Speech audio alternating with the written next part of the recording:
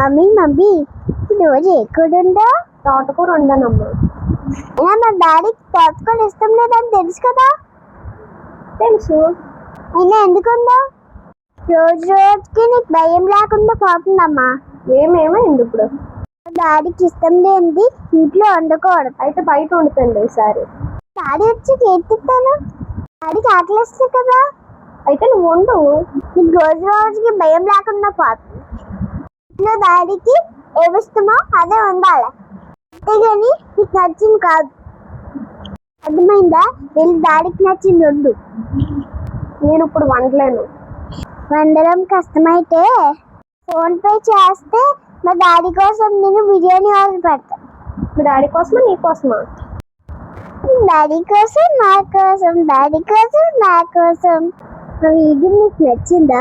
అయితే లైక్ చేసి సబ్స్క్రైబ్ చేయండి. బాయ్ ఫ్రెండ్స్, మళ్ళీ కలుద్దాం.